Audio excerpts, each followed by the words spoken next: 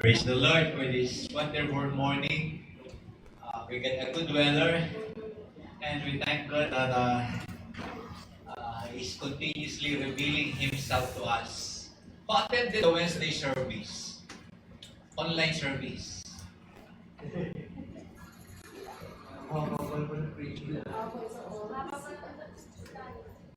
Wala. Actually, I never miss Wednesday services. Kahit saan ako lupalo nandoon, I always see to it that I do attend the Wednesday. It's a time for me to be refreshed, a time for me to be recharged, and a time for me to reminisce what God is doing in our lives. And last Wednesday, after the service, after kasi ng online service, nagkaroon po ako ng malaking problema. Kasi, Lord, bakit yung outline ko sinabi na niya lahat? Paano nangyaring yung outline ko ay nasabi na lahat? So, I ask myself, Lord, do I have to change? Dahil nasabi na lahat I don't have anything to say on Sunday. Nandun na lahat. Nandun na lahat. God wanted me. God answered me. I will not allow you to change. So, but Lord, I don't want to the time of those people who would be attending. Dahil kung repetition din man lang, I would rather say, anyway, it is recorded, just go. Ipi-play na lang natin. It's just the same. But God wanted me to still stand today, but in a different manner. Listen carefully, maybe this is, seemingly this would be my last sermon for the year. Dahil next Christmas na natin, so it would be a Christmas message, and after that would be the calm. So I will be delivering my year-end message to the church, and it would be prophetic. Pick up anything that the Lord would want to pick you up and deposit it in your spirit, because I believe this would be a good start for your year. And I believe also that the Lord has to end this year, and at the same time has to begin the next year with the same message. Parang parang hindi magkatugma. We end this year with that message, but we will begin next year with that same message. But it would be at a different level, it would be at a different intensity, and it would be in a different way that God would be telling unto us beyond measure, beyond our understanding. Genesis chapter 7. I will just be picking up the Rhema words. And let's see on how God would speak to you, and how God would speak to me also, because God would just be picking up some keywords here. Okay, it says there, then the Lord said to Noah, come into the ark, you and all your household, because I have seen that you are righteous before me in this generation. You shall take with you 7 each of every clean animal, a male and his female, 2 each of animals that are unclean, a male and his female.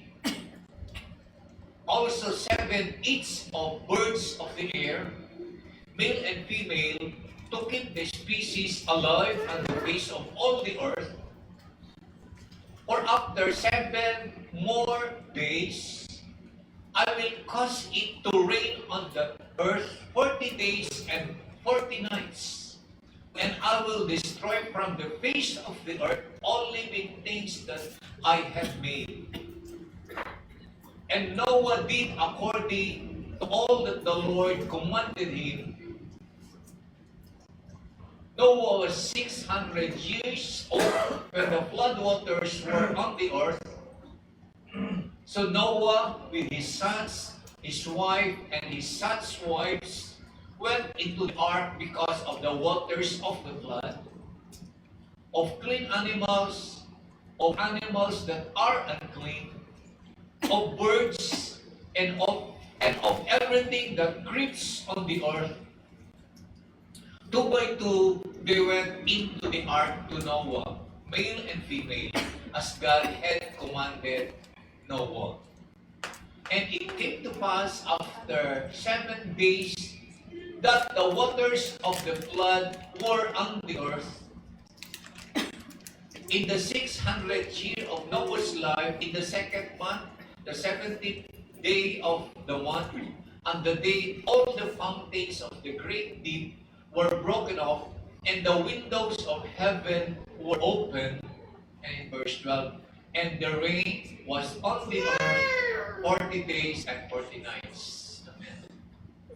Alam na natin yung story ito. This is the background bago nagkaroon ng rainbow. And alam din natin kung bakit nagkaroon yung Genesis chapter 7 at alam din natin kung bakit dapat magkaroon ng rainbow. God is about to do a new beginning. Dahil when He created man, after so many months, years had passed, the original plan of God was corrupted. Kaya nga ang sabi doon, in the days of Noah, people in his generation were so wicked. And that was never been God's plan. So, God has to kung ano yung is He created to be with Him and to be with Him forever. So He got in His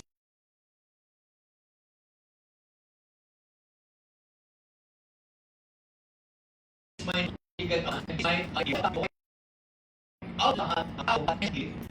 na that will continue with the original plan, and this is Noah. Now, I believe it is so important that when God is about to do a new beginning,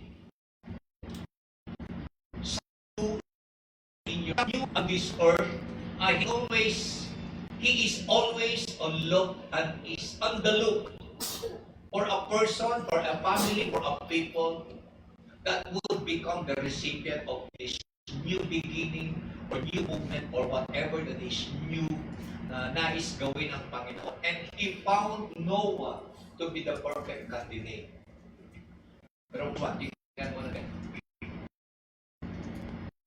Kasi yung when saying this, I will just be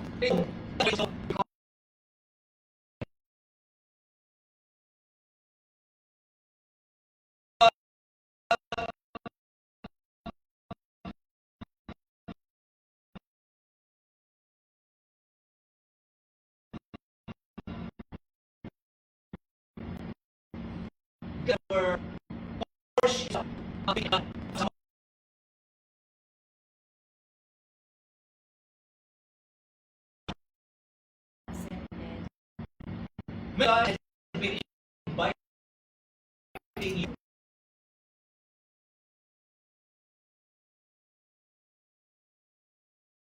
Marami the invitation tinanong, ilan naman yung mga rinig mo? You give one,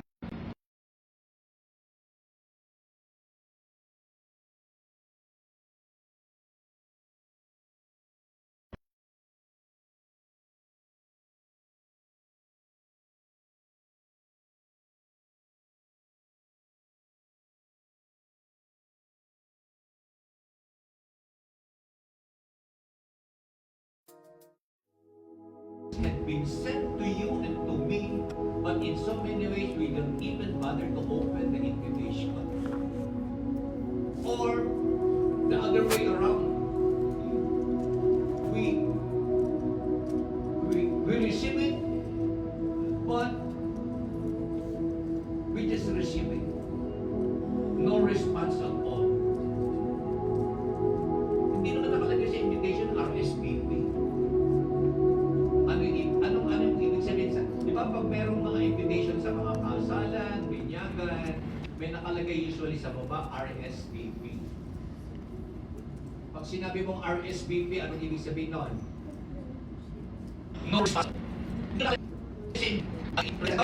Pero hindi ko ma-pronounce. Pero anong ibig sabihin yung RSVP? Pag nakalagay sa baba. Pag nakalagay sa baba, confirm that, confirm na, no? You're coming or not. You are coming or you are not coming. Yung invitation ng walang RSVP. It's your choice. It's your choice whether, Lord, I accept your invitation. Nakakalungkot po, the Lord, every day the Lord is sending an invitation to all of us, but in some many ways, we don't even bother to respond to the invitation. Wala lang. One of the great example of that invitation is, you have been sent a message through your FB, through your messenger account. Anong ginawa mo? Sit lang. No response at all. Kasi, bakit sit lang? Or yung iba, ano ba yung, hindi kasi ako critical person. Di ba, pwede rin malaman, hindi mo malaman ang ginawa niya. Ang tawag doon? Di ba, nag-send ako sa'yo ng message. Nakita niya pero hindi ko alam. Di ba pwede yun?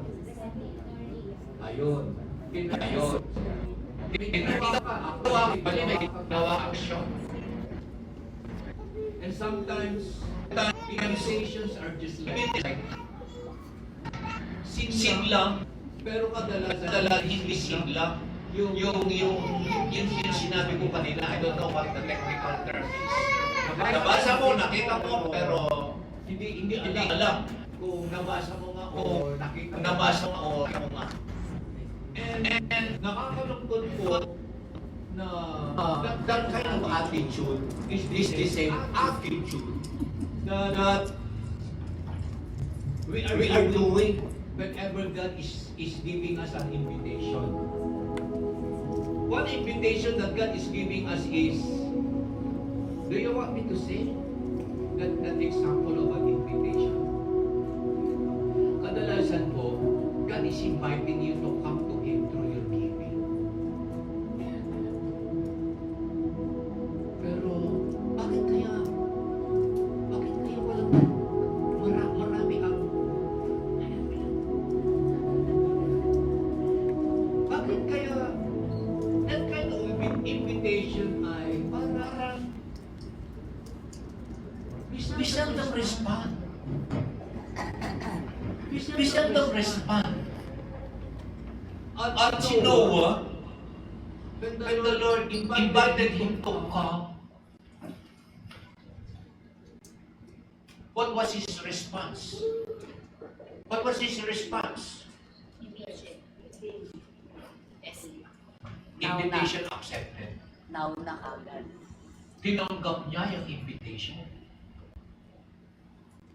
At hindi po madali yung kanyang invitation. Have you noticed? He even prepared The invitation is not that easy for him to respond. But nevertheless, he responded to that invitation. Why? It is God Himself who is inviting him.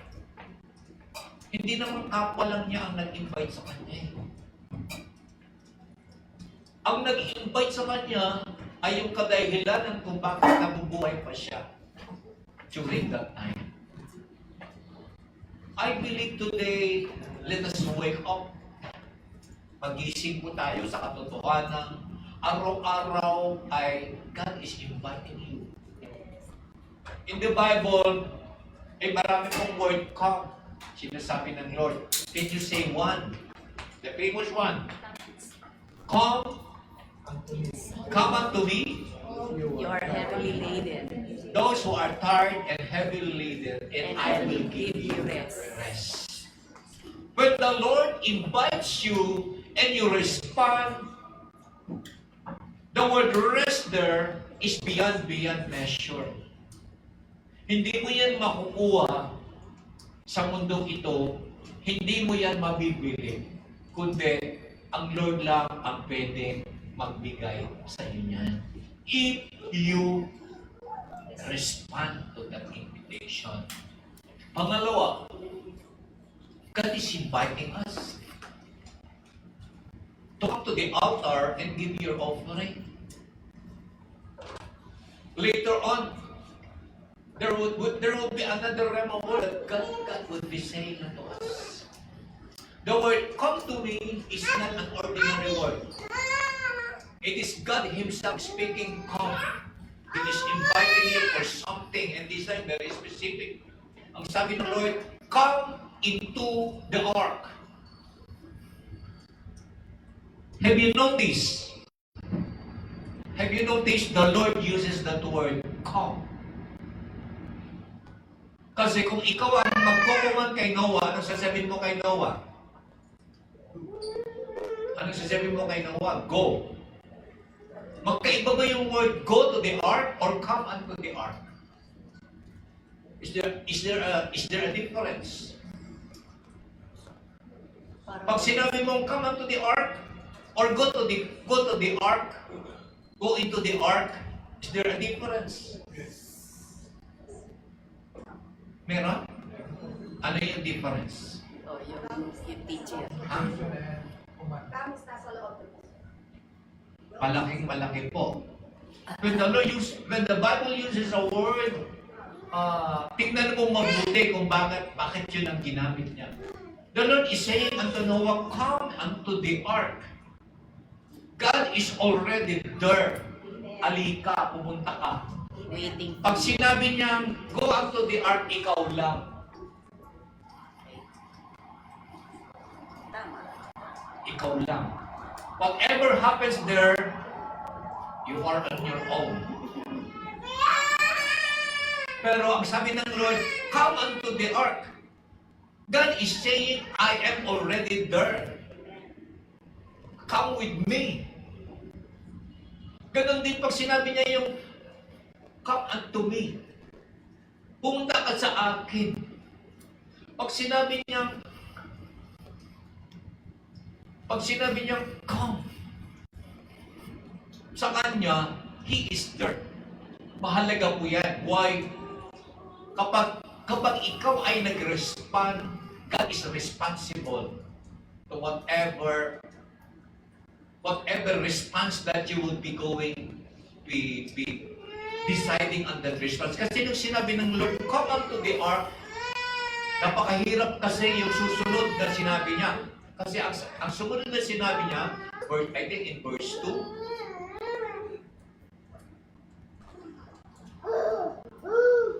ayan, you shall take with you. Ano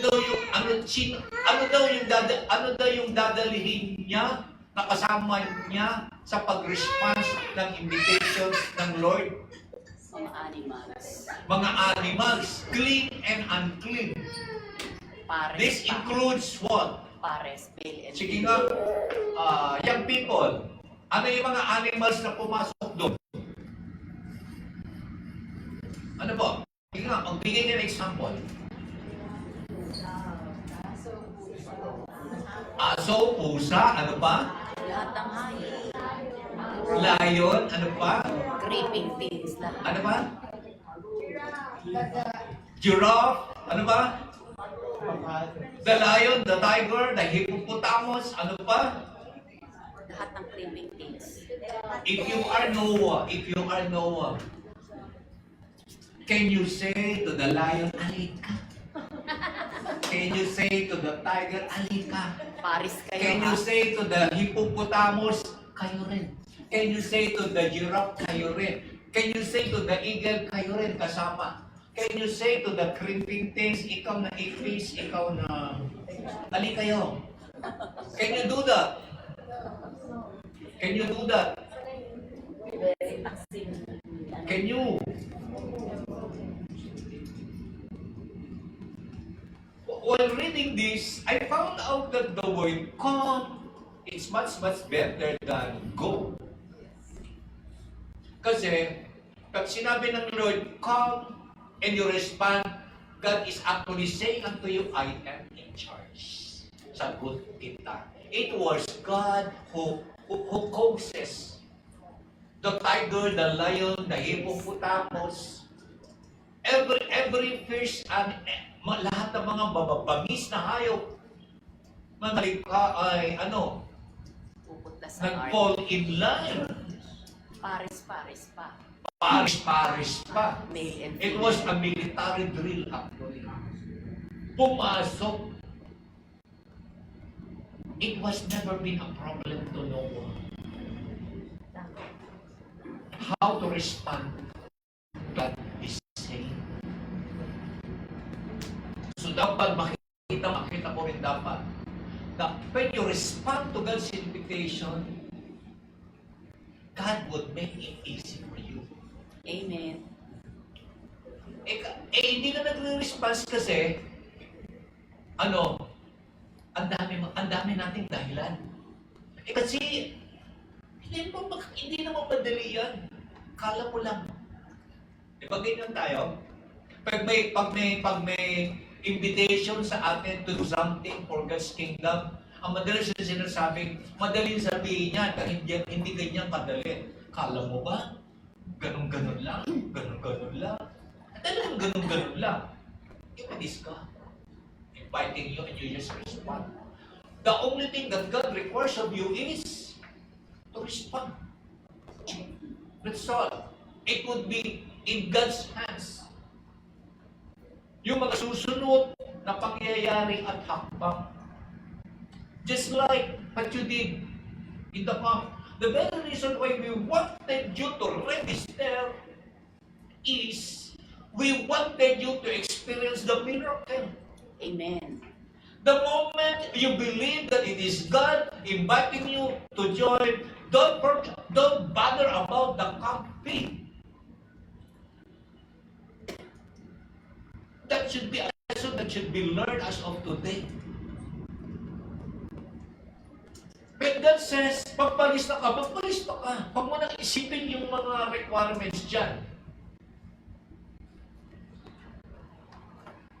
It is when God invited you, sagot niya. Church, amen? So next time, by January, I wanted you magpalista na kayo for the camp. At magbayad na kayo. We got to learn the lessons well.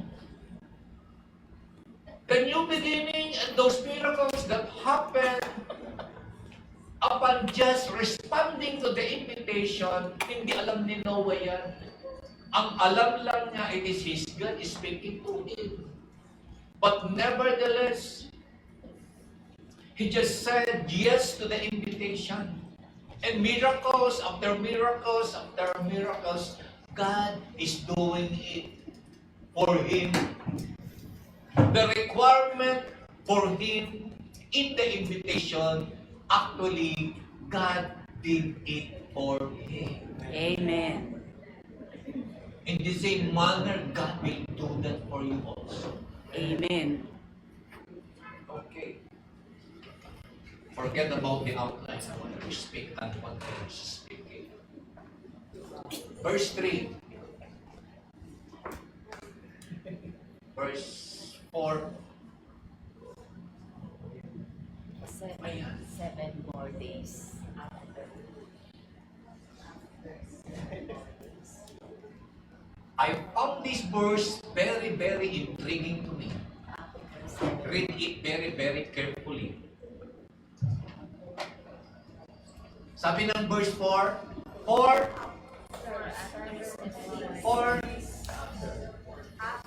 after. Are you sure after? It is not before? After 7 After.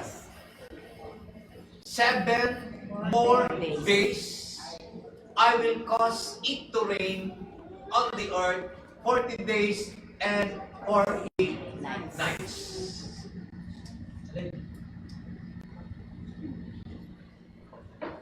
This is one of, parang, nung nabasa ko po ito, akala ko lang kasi, may Sunday school class. Pumasok, and then umulan. Pero I have never noticed the word after. Mahalaga yung word after. Bakit kaya after 7 more days? Anong nangyari? Anong nangyari pumasok si Noah? Kasama yung mga animals? Hindi, di ba? 1 week. Hindi siya umulan. After 7 more days. After 7 more days. Oo. After Anong 7 nangyari? more days. Sa loob sila. 1 week silang stay put muna. 1 week ay nasa loob si Noah, kasama si tiger, kasama si hippopotamus, kasama si lion, kasama si snake, kasama yung lahat ng mga hayop sa loob na ano? Walang nangyayari. Stay put. Did God committed a mistake?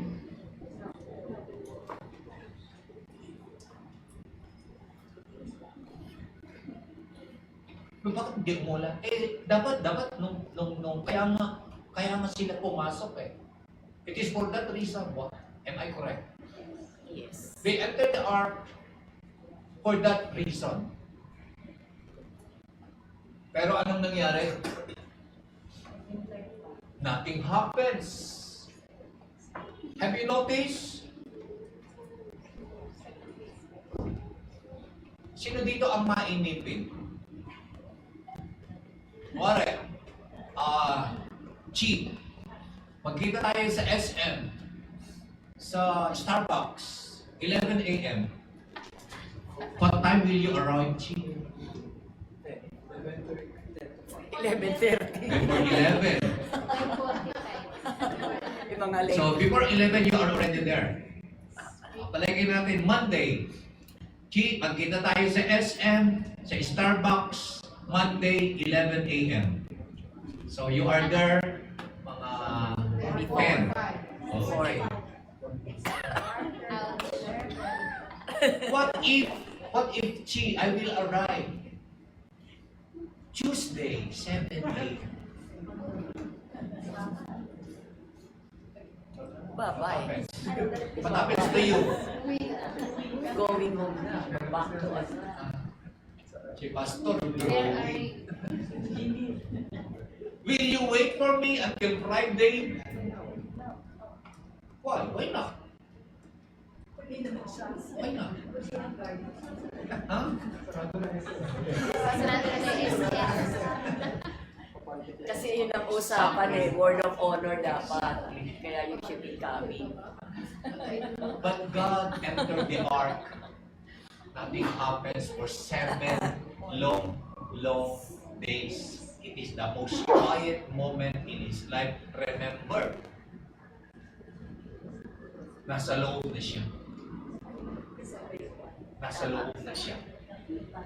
And remember, Kasama si Noah. sino ang kasama niya? His family only. Saan yung mga kasama niya sa buhay? Sa labas. Have you noticed that in so many ways in our life. And most of the time, God is so quiet. God is so quiet. After you responded, bakit kaya? Melay, marami ka ba mga prayer items na sinagot na ba lahat ang prayer items mo? Sinagot na lahat? Marami bang hindi, ano? Lahat tayo. Ang dami nating biblical prayer items na until today, it was never been answered. Na seemingly, God is so quiet. God is so silent. Just like no. Ano kaya? Tamkins. Anong gagawin mo paano wala naman nangyayari? Kayo ni Caleb, kasama lang yung mga tiger, mga liar. Ay, sigurado. Kakagulo na. Lahat makikiparo na si Caleb. What would be in your mind? What would be in your mind? Chances are you will say, Magko-complain na yan. Bakit? no. You will not only complain, let us go out. Baka day one pa lang, you attempted already to go out. You attempted, your mind already tells you, it is not God or it is open to me. And that is, ganyan tayo. Pero, I like how Noah loves his God so much. For 7 silent days on him, kasi definitely it is not silent.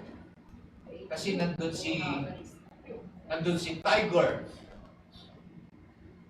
Wala sa Bible, pero one of my question is, hindi kayo nagkagatan ng mga hindi kayo nagkagatan, pero God is in control.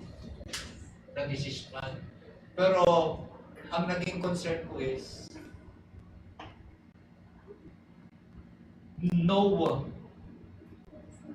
was there for the 7 long days na walang nagagano. Yet God told him na kaya siya pumasok dahil may plan. Many times in our lives, God is so silent. God is so quiet doon sa mga bagay na sinabi na niya sa iyo, mga ipinangako niya sa iyo, pero parang nanahimik ang kalangitan. Have you experienced that? Parang pakiramdam mo, parang tahimik ang kalangitan.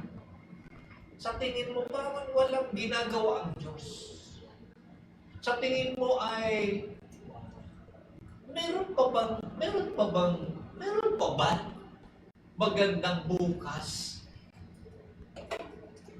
Yet, Noah stay put to where God is leading him, to where God had sent him.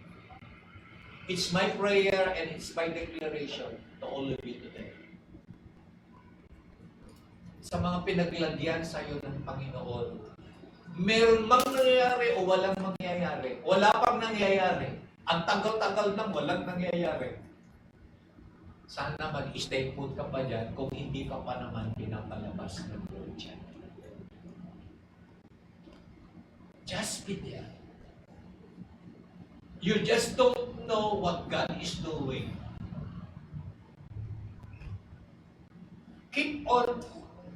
Just keep on believing it is God who placed me here. Yesterday, last night, I attended a reunion of my first church. I found out that it's been 43 years na pala ako sa Lord. Tagal na. It's been 43 years, pero there is this one question na sumagi sa kaisipan namin. As we look back during those 40 years, isa lang ang tanong namin lahat. May nangyayari ba sa buhay natin? We are looking at each other, may nangyayari ba sa mga buhay natin? Tinanong ko rin ang sarili ko. May nangyayari ba sa mga buhay namin?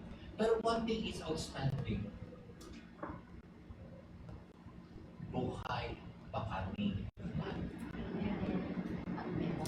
The Lord did preserve us during the COVID. The Lord did preserve us during those most trial, the most darkest times in our lives. The Lord did preserve us na araw-araw, we are in danger, we risk our lives every day when we go outside of our families. But still the Lord did preserve us. Seemingly, to many of us, parang ang daming mga quiet moments. Parang ang daming mga taon na walang nangyari. Sabi nga ng pinaka-head namin, sabi niya sa amin, when the Lord had called me, I don't know kung may mangyayari ba dito sa mga tinuturuan ko. Sabi nga niya, yung kagaya niya ni Henry, hindi ko alam kung meron pang mangyayari dyan. Kasi seemingly daw, parang wala kasi I am so quiet. Pero sabi nga niya, but look at him now, for he is now. In those quiet moments of my life, I found out that God is doing something. Even though hindi ko nakikita, hindi ko nararamdaman. But nevertheless, God was still there. Just like Noah. 7 long days. Mukhang tumigil ang mundo sa kanya. Pero may ginagawa ang Diyos. Ikaw, what is your 7 silent days in your life? It could be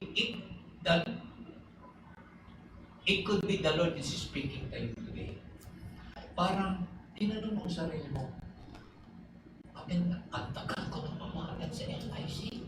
Parang wala naman nangyayari sa akin. Makakaya naman. Kumisan nahihiya ka na rin sa sarili mo. Tama? Di ba kumisan kaya? Ang tagal-tagal mo na, parang nag-grow ba ako? May nangyayari ba sa buhay ko? May natututunan ba ako? May ganap ba? Kung minsan parang wala. Pero for the fact that you are still here, maybe those are the quiet, silent moments of your life. But nevertheless, I guarantee and assure you, God is doing something great in your life. Amen.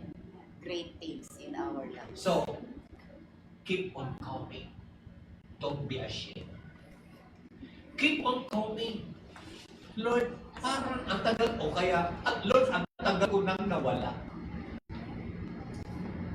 Di ba? Lord, ang tagal ko nang nawala.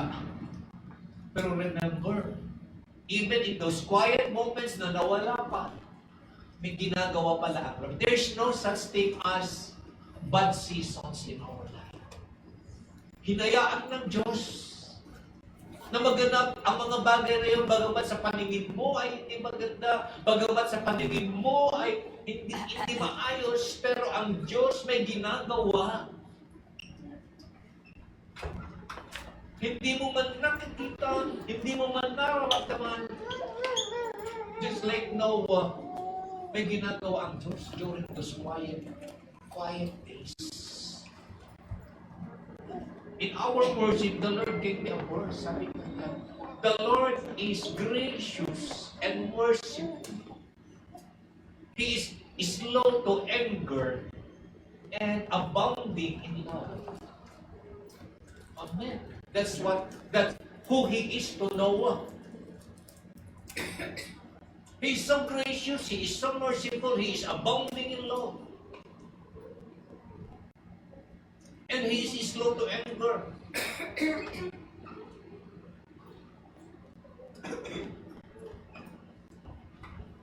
It is, seemingly, it is a misplaced verse in the Bible. Bakit after 7 days pa magre-response ang Lord? Oh, the Bible did not tell us the reason why God did not do anything on those 7 days. God was so silent. God was so silent. Did not do anything.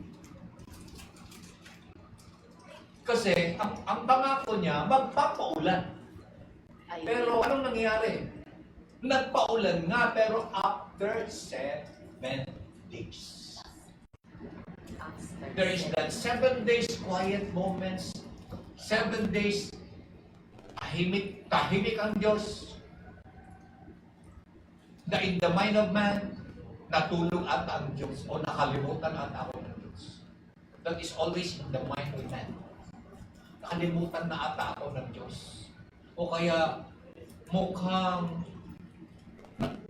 nawala ang paningin ng Diyos sa akin. Those are your silent and quiet moments in life.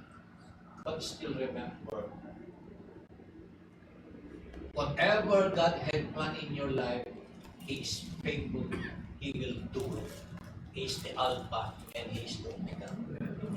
Next verse. Like that for 9.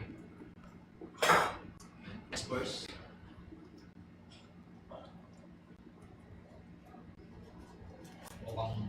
Balikan mo There is the missing verse. Tingnan mo. Verse 1, 2, 3. Tingnan mo Meron akong hinahanap. Verse 1. Verse 2. Verse 3. Verse 4. Verse 5. There is that one word that I want to. It's a rhema word for you. Sige pa. Sige pa. Sige pa. Sige pa. Sige pa. Yung that word na nung pumasok sila, this is in Genesis chapter 7. Nung pumasok sila, there is something mysterious that God had done. Nung pumasok sila sa ark.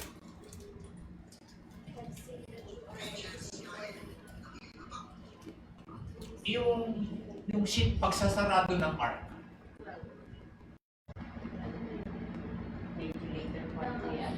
Later part na. Hanapin natin. For me, that is a very, very important one. Yung pagsasarado ng ark.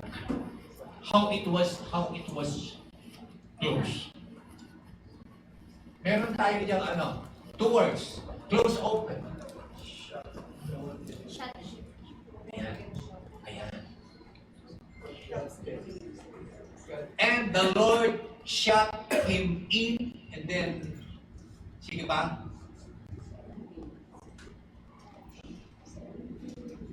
The Lord uses the word shut him in. Okay. Verse 16. I like that word.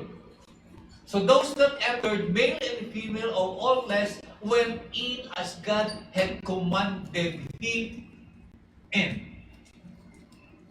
The Lord shut him in. Have you noticed? Sino ang nagsarado ng pintuan ng arko? Sino ang nagsarado? Hindi ba kaya ni Noah yan? Hindi, pintuan lang naman eh. It is just a door. Siya ang gumawa. Siya ang gumawa. Actually, there is this principle in the Bible that I wanted you to understand. It is God that opens and it is Him that closes. Ang anumang binuksan ng Panginoon ay siya rin dapat din ang siya magsasara. Don't ever take God's role in the opening and in the closing. Kapag ang Diyos po ang nagbukas, ang rini-require niya lang niya sa iyo ay ano? pumasok. At kapag ikaw ay pumasok, there would be quiet, silent days. Walang nagaganap, walang nangyayari. Don't force the door to what? To open. If the Lord had closed, don't open. If the Lord had opened, don't close. Pero anong ginagawa natin? Yung mga binubuksan ng Panginoon, sinasaraduhan natin. Yung mga sinasaraduhan ng Panginoon, pinipilit mong binubuksan. That's where all the dangers, all the problems, all the hindi magagandang kaganapan sa iyong buhay, nanggagaling lahat dito. Di ba? Di ba? Ang unang tinuturo ko sa bata, open close. Close, open, close, open. Oh. Dapat magko-close open ka rin everyday. Like matanda ka na. Jusa, close, open. Kahit matanda ka na, dapat nagko-close open ko rin. Kasi, you always do the reverse. Pag binubuksan ng Panginoon, sinasaraduhan natin kasi ayaw mong pumasok. Yung mga sinaraduhan ng Panginoon, pinipilit mong binubuksan kasi gusto mong makita ano ang nasa loob. The very reason why it is God Himself who shut the door, it is because it is His plan. It got to be Him opening the door. Because if Noah would open the door that God had already closed, what happens? What happens? Death. Kamatayan. Kasi there is great flood. Na-over lahat ang entire earth. Ano kaya ko? Ang sabi ni Noah, ay ayaw ko na dito. So anong gagawin niya? Dahil ayaw na niya, gigabain niya yung pintuan na sinaraduhan ng Panginoon only to find out that if he will force himself to open the door that had been closed by God, danger, destruction. And that is you and that is me. Saan nanggagaling yung mga hindi magagandang kaganapan sa iyong buhay? Sinaraduhan ng Panginoon yan, pinilit mo, ay gusto ko eh. Di ba? Kailan mo kaya nga kuminsan, ang taong nagpupumilit, ayaw ko nang pigilan yan. Kasi kahit anong naman sabihin mo eh. Sinaraduhan na nga, kitang-kita na nga ayaw ng Lord. It was closed. Pilit mo pang binubuksan. Only to find out, it is you, it is us who created the danger, and it is us also who opened the door for destruction, then we are there. God will not be answerable to those things that you did open na sinarado. Kaya ang sabi ng Bible, sabi niya, it is God that opens and it is the Lord that closes. The only thing in the Bible, in fact, gusto ko nga sana ganun ang principle niya. Ang sabi ng Lord sa kababaihan, it is the Lord who opens and who closes the womb. But in reality, that is lie. Nagkaroon lang ng participation ka. Very clear. Linagay dyan, hindi niya sinabing, as God had commanded him. Ang kinuman lang ni God kay Noah ay ano? God opens the door, God commanded him to enter in. To enter kasama ang mga hayop. Pagkatapos nilang pumasok lahat, ang sabi ng Word of God, He did not command Noah to close the door. Very specific. And the Lord shut him in. It was God who did close the ark. At kapag sinaraduhan niya ng Panginoon, nobody could come in. Kaya nagkakagulo ang ating buhay, it is because we open the doors wide that every attacks of the enemy could come in. It is because we invited them. Ikaw ang nagbukas eh. Pero kung ang Lord ang siyang nagbukas, ang ibig sabihin, He would see to it that all the things that you do need, protection, provisions, and power, it is there. And it is exactly there. And very clear din siya. Siya ang nagsarado. That is His seal of what? Protection on us. I believe today, our next year, kaya nga po, I always encourage you to come and attend our last Saturday meeting of the month. And what is that last Saturday of the month meeting? Praise 4th June, Our praise 4th Saturday. PPC. Yes. Prayer and praise celebration. We wanted God to speak to us. We wanted to know what God is opening. And those that are being opened, yun lang ang papasukin natin. Bagamat sa paningin mo, maganda ito, don't force the door to be open. Huwag kang makulit. Sa church na ito, bawal ang makulit. You are on your own. Kung pupersahin mo, buksan ang pintuan. At marami sa atin. We force the door to be open. Gusto mo eh. Bakit ba? Gusto ko to. Di buksan mo. At pumasok ka. You are on your own. God is not there. It has to be God opening the door. And it has to be God closing the door. Meaning there is a hedge of protection that is there. The provision is there. The power of God is working there. And His peace would abound inside that invitation where He has given us. Kaya nga even in giving, napansin nyo ba in giving? When the Lord invites you to give, what happens there? There is that word open. Ano yung i-open ng Lord? Kapag nag-response ka sa invitation in your giving, anong i-open ng Lord? The windows. He opens the windows of heaven available for you. Windows. But in marami. so many ways, God is inviting you. God is telling you already that as you enter into that door, there is an open heaven. But in so many ways, marami sa atin ang hindi nagre-respond sa invitation. But we wanted the open heaven. At ano pa? Ano naman ang kino-close ng Lord? As you respond to that invitation to give. Anong kino-close ng Lord? Ng Lord? Poverty. Curses would never come in. Poverty. Sinaraduhan ng Lord yung mga bagay. A simple, open, close. Turo ka ng turo sa anak mo ng open, close. Dapat ikaw ang nag-open, close. Do you think?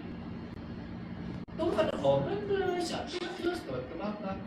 Ano kaya ko sabihin sa Lord? Ikaw ang dapat mag-open, close. Kasi kadalasan di natin nakikita yung open, close. Opening ng Lord sa mga pintuan. Di natin nakikita ang mga sinasaraduhan ng Lord sa mga pintuan.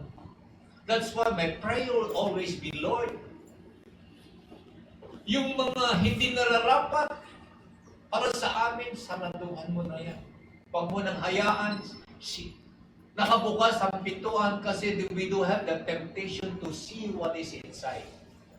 Maganda yung makita mo kasi the enemy wanted you to see the beauty of destruction, the beauty of death.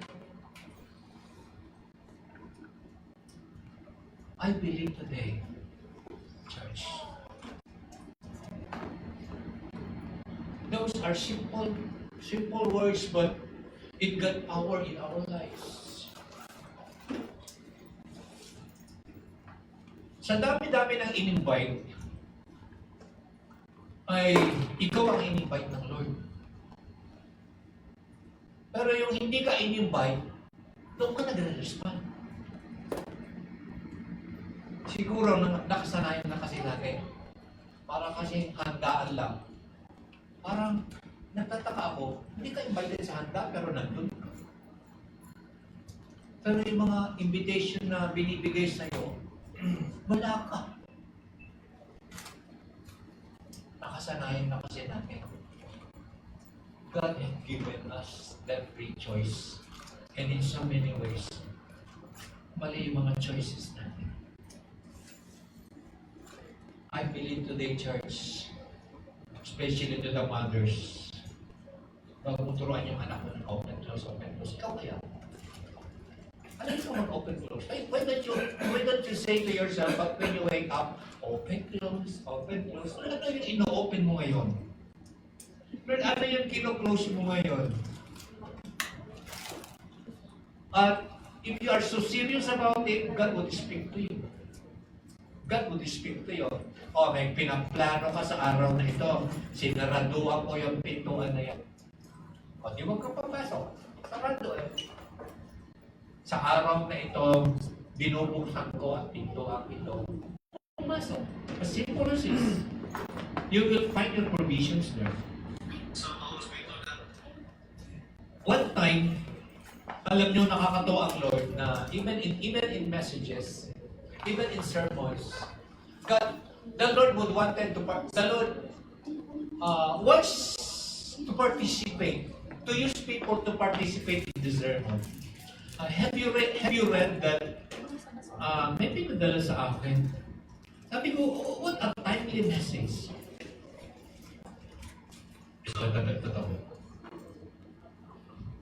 Ito basahin ko. Noah entered the ark 7 days before a single drop of rain ever fell. Tama? Yes. At sabi dito, 7 days of silence. 7 days of waiting. 7 days of nothing happening.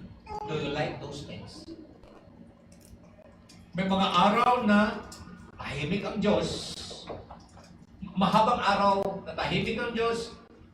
Mahabang mga araw na naghihintay. At 7 days of nothing happening. And 7 days of watching people laughing at you. Kasi mga nasa labas, tatawanan ka. Tama ba? Pinagtatawanan ka. Nandun ka sa loob. Sabi nila sa'yo, ay, nawawala na talaga ng bait siya. But sometimes, God tells you to move, to enter to that open door before you see the reason. Bakit ka nga ba pinapapasok? And sometimes, He asks you to obey before anything makes sense.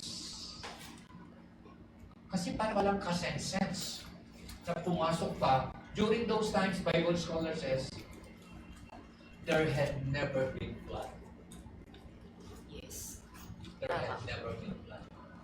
So blood is a foreign word for them. Tama. Pero kaya walang reason in building the ark. Yes. Wala rin reason kung bakit ka Tama. papasok. Yes. Wala pa si DPWH. Si Noah. And Noah and his family ay hindi sila naligtas dahil naiintindi nila. In fact, hindi man nila naiintindihan. They just Naligtas sila dahil sila ay sumunod. Yes, they just obey. This is all what is required to you and to me.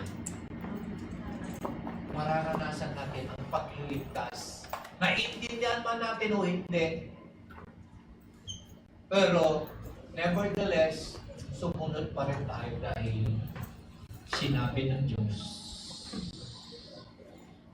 the same situation so many times.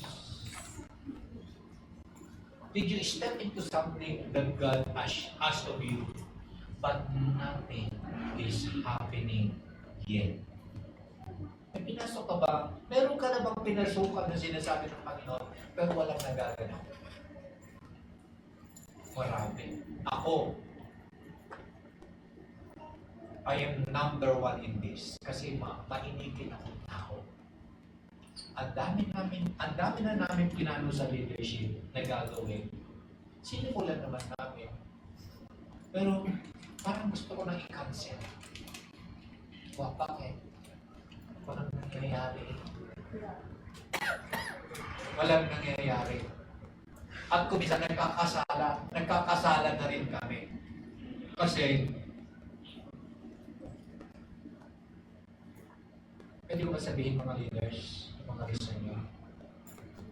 Kasi sometimes, ang sabi nila, Pastor, walang nangyayari at titigas ng ulo eh. Walang nag-response. These are precious lessons today.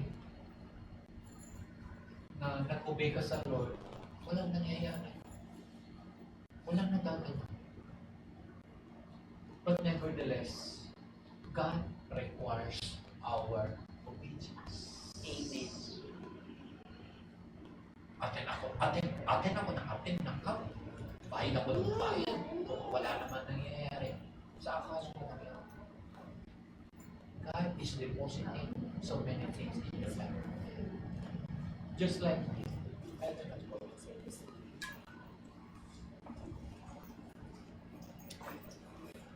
I wish my life going back and forth to China. Sometimes, dumating din ako sa point na napapagod na ako, binububis ko ang buwan. Ano nangyayari ba? Kasi yung mga ini-smuggle namin na Bibles, hindi ko naman nakikita. Kung nakakarating ba ng tama? Binabasa ba? Nagbubis ako ng buhay dyan. I risked my life. But after 40 years, when I went back, a couple, a pastor, approached me. Ang sabi niya sa akin,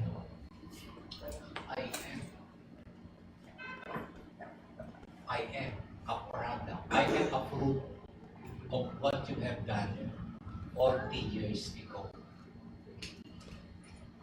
Sometimes, ang tagal na, Lord. Ang tagal na, pero parang wala akong nakita. Sabi pa doon, the days when obedience feels lonely, the days when faith feels unappreciated, and trust feels like work, but don't miss this part. God still knows inside before the storm ever started. What does it mean? Protection came before the danger. Amen. Provisions came before the need. Alam ng Lord kailangan mo, na-prepare na niya yung kailangan mo. Alam ng Lord you are in danger. Alam na niya, na plano na niya kung paano ka na puprotektahan. Don't interchange. Kasi kadalasan, gusto mong makita yung provision dyan sa need. Ang hindi mo lang alam, provisions already came before you have seen that you need. The protection had been there already before you know that you are in danger. And I believe today, Noah entered into obedience long before the rain ever fell. Pero at the end, what is the ending of this story? That is our theme for next year. After the storms, after the bad weather, after those hindi maaayos na mga hinayaan ng Diyos na maganap sa buhay mo, what happened after all of these things, because of your obedience, what happens? The rainbow appears. Noahic covenant. Telling you what? God remembered His promise. Yes. Hindi ka nakalimutan ng Diyos. Amen. So if ever today, na-challenge ka sa buhay, maaring gusto mo nang mag-give up, maaring gusto mo nang umayaw, keep on obeying and trusting God, because after you have gone through all of these seasons in your life, the rainbow would appear, confirming His everlasting covenant unto you. And indeed, the Lord is saying, He makes all things beautiful. In His time. In In His time. Ikaw lahat, para ka nag-a-upload na. Panginoon, maraming pong salamat na